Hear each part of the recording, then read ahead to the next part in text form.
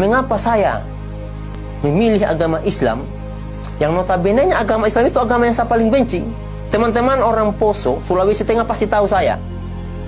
Ya, ketika kerusuhan Poso, saya orang yang bela agama Kristen. Teman-teman orang Kristen di kampung saya itu, di Bategen itu pasti tahu saya.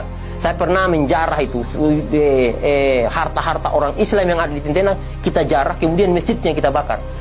Jadi kalau teman-teman bilang saya bukan Kristen sejati, oh salah. Saya Kristen sejati, saya pejuang dulu. Pasukan Kristus dulu saya. Nah, kemudian apa yang menjadikan saya masuk Islam? Tentunya ada alasan dong. Alasan saya tidak pernah belajar Al-Quran, teman-teman.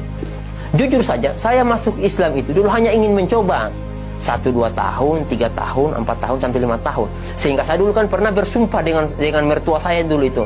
Saya bilang sama mertua saya bersumpah, kalau seandainya 10 tahun masa keislaman saya tidak dapat kebenaran atau agama Islam ini bohong, maka Allah akan matikan saya. Tetapi jika agama Islam ini benar, maka Allah akan panjangkan umur saya, dan saya akan wakafkan nyawa saya untuk mendakwahkan Islam.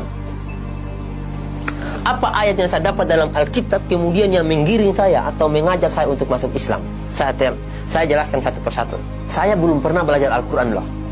Ya, jadi saya masuk Islam modalnya ini. Ini saya masuk Islam, demi Allah, saya masuk Islam karena modal ini, modal Alkitab. Ketika saya belajar Islam itu, makanya kalau teman-teman mau, kosongkan dulu hati. Hatinya kita ini kita kosongkan. Ateis artinya, supaya kita bisa menerima Islam. Jadi saya belajar Alkitab ini, saya temukan ayat. Jadi saya paparkan di sini. Ayat yang pertama, poin yang pertama di Yohanes 14 ayat 15 sampai 21. Kita buka ayatnya, ayat 15 dan 16. Ini kata Alkitab. Ini yang menjadi pedoman saya masuk Islam. Nanti akan beruntun tuh.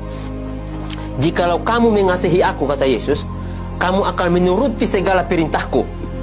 Ini kata Yesus ini. Jika kamu mengasihi Yesus, makanya saya ingin mengasihi Yesus. Saya ingin sayang kepada Yesus. Makanya kata Yesus kepada umatnya, jika kamu mengasihi aku, kamu akan menuruti segala perintahku. Aku akan minta kepada Bapa, dan ia akan memberikan kepadamu seorang penolong yang lain. Penolong yang lain. Orang loh ini, orang yang Yesus maksud, supaya ia menyertai kamu selama-lamanya. Jadi kata Yesus, jika kamu mengasihi aku, kamu akan menuruti segala perintahku, dan aku akan meminta kepada Bapa, dan ia akan memberikan kepadamu seorang penolong yang lain supaya ia menyertai kamu selama-lamanya.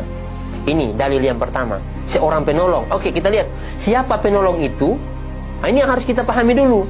Siapa penolong yang akan menolong kita selama-lamanya? Kita lihat pada kutipan ayat yang lain. Nah, ketika saya melihat, oh penolong ini, nah yang menubuatkan tentang kedatangan Yesus, ini yang perlu teman-teman ketahui ya. Kedatangan Nabi terakhir ini ada 2 orang yang nubuatkan tentang kedatangan Yesus dan Nabi Muhammad adalah Nabi Yesaya. Nah, kita buka kitab Yesaya, saya cari itu di kitab Yesaya.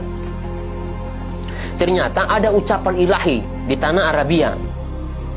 Nah, ternyata Allah itu menurunkan firman-Nya di tanah Arab.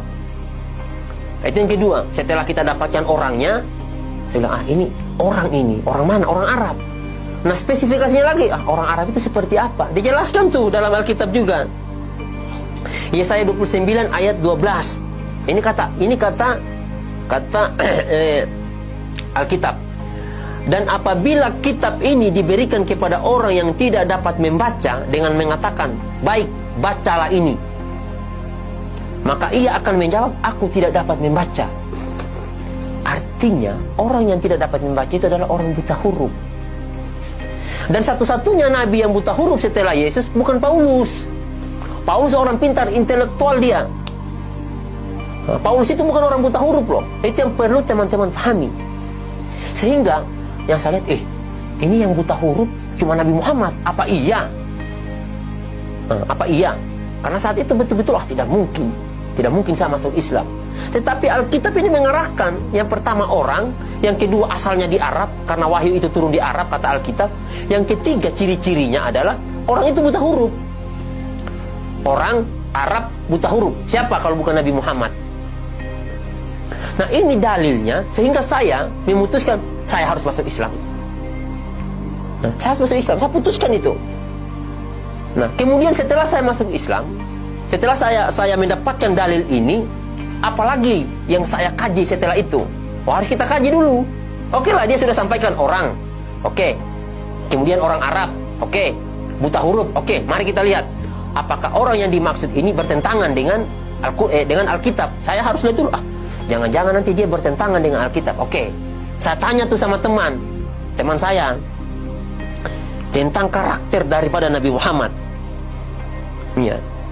Saya lihat, apa sih ajaran Islam? Saya tanya sama teman, apa sih ajaran Islam? Saya belum baca Al-Quran. Saya tanya sama teman, apa sih apa namanya ini, ajaran yang dibawakan oleh Nabi Muhammad? Dijelaskan sama orang Islam. Wah, Masya Allah, ternyata Nabi Muhammad tidak satupun menantang apa yang dibawa oleh Yesus. Ingat teman-teman ya, tidak ada satupun syariat yang Yesus bawa, syariat ya, atau ajaran yang Yesus bawa ditantang oleh Nabi Muhammad.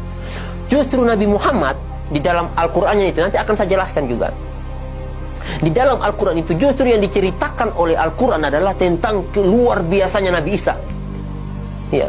Di Alkitab tidak dijelaskan dulu, tidak dijelaskan. Justru yang memuliakan Yesus adalah Al-Qur'an, di mana Yesus disampaikan, dikatakan di situ ketika Bunda Maria hamil itu mengandung, makanannya datang dari surga loh.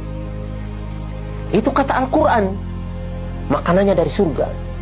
Kemudian Yesus umur masih bayi, baru dilahirkan, kurang lebih 1-2 hari lah umur Yesus saat itu, dia berbicara, itu menunjukkan mujizat. Dan itu Al-Quran berkata, dimuliakan Yesus. Kemudian Yesus diangkat hidup-hidup oleh Allah. Betapa mulianya Yesus dalam Al-Quran. Tetapi di Alkitab, Yesus dihinakan. Makanya saya sampaikan, ini kok tidak masuk akal, secara akal. Kalau kita mau bahas akal, ini kita berbicara tentang dalil. Ini kita berbicara tentang dalil. Saya berdebat tentang dalil.